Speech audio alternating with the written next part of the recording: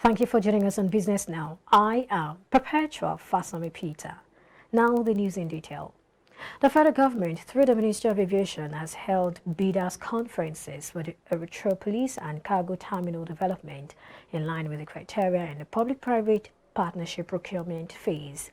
The Minister of Aviation, Hadi Sirika, noted that the conference was in fulfillment of the provision of the Infrastructure Concession Regulatory Commission Act and National Policy on Public-Private Partnership (PPP). Special Assistant to the Minister of Public Affairs, James Odaudu, in a statement said that government is committed to the project and that is why it's taking time because of due diligence as ICRC is superintended the process, superintends the process. Director of Planning, Research and Statistics, Mohammed Shehu, who doubles as chairman project delivery team, said the ministry was in the procurement phase for the selection of preferred bidders for the project. He said the conference was designed to interface with the companies and consortia that were successful at the request for qualification stage and have been requalified to proceed to the request for proposal stage of the procurement phase. The Director of Transport Infrastructure, ICRC, Emmanuel Onwade, said ICRC was willing and committed to ensuring that it achieves the set standard in line with the aspiration of Nigerians. He stated that stakeholder engagement would continue throughout the project's lifespan. The federal government has said it sometimes borrows funds to buy petrol as the country continues to incur rising fuel subsidy bills. The government also confirmed that there was a possibility of global economic recession this year, but stressed that Nigeria's foreign exchange reserves were healthy enough to withstand the shocks. The Minister of Finance, Budget and National Planning, Zainab Ahmed, disclosed this on Tuesday on the sidelines of the World Economic Forum in Davos. The minister also stated that the federal government at some point had to borrow funds to buy premium motor spirit, popularly called petrol, despite the huge subsidy spending on the commodity. Ahmed again insisted on ending the fuel subsidy regime while adding that it would be done gradually from the second quarter of the year by the current government.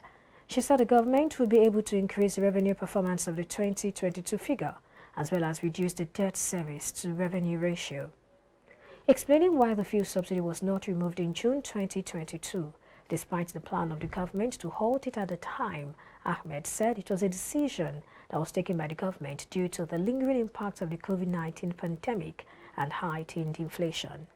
This, she said, was because the gradual removal of subsidy would not be so harsh as when removed at once.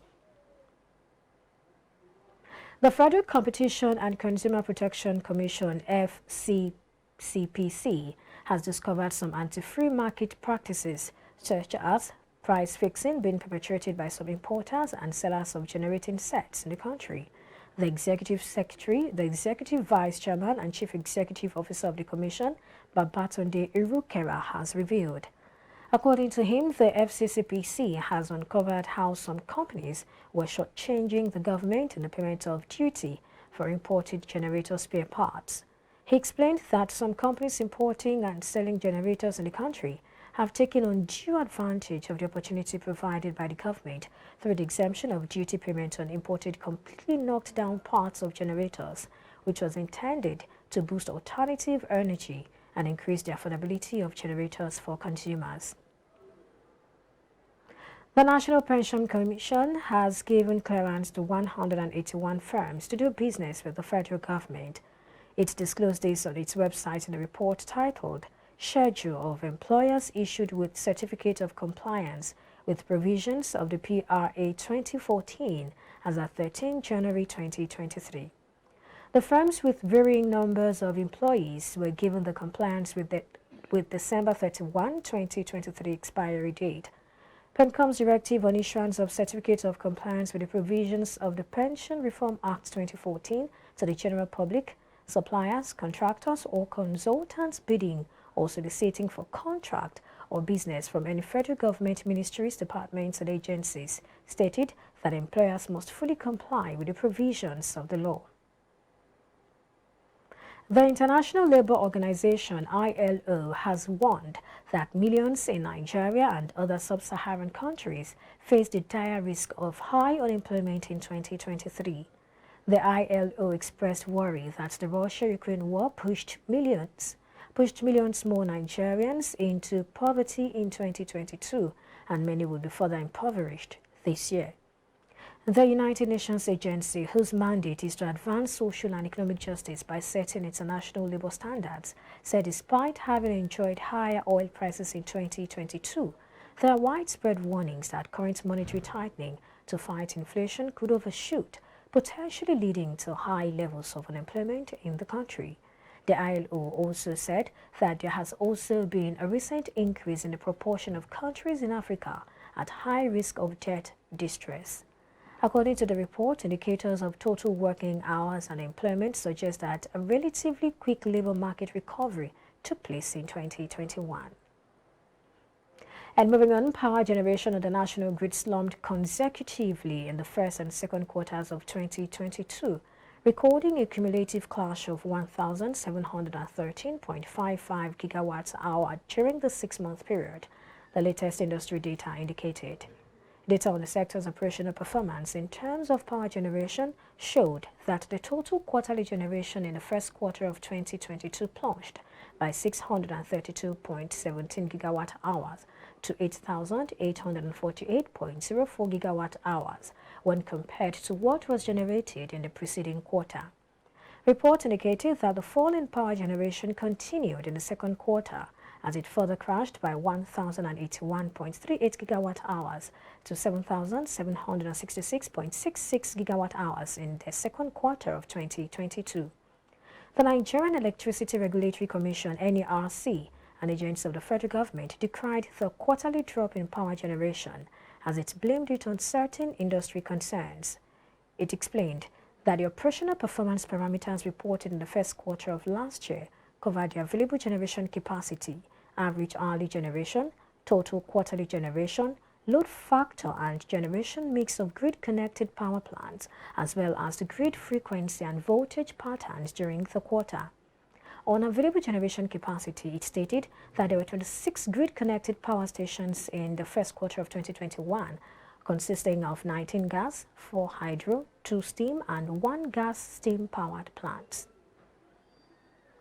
Despite liquidity squeeze in the economy, the Central Bank of Nigeria, CBN, raised a total of 4.74 trillion naira via Nigeria Treasury bills in 2022, representing a decline of 21.64% from 6.05 trillion naira raised in 2021.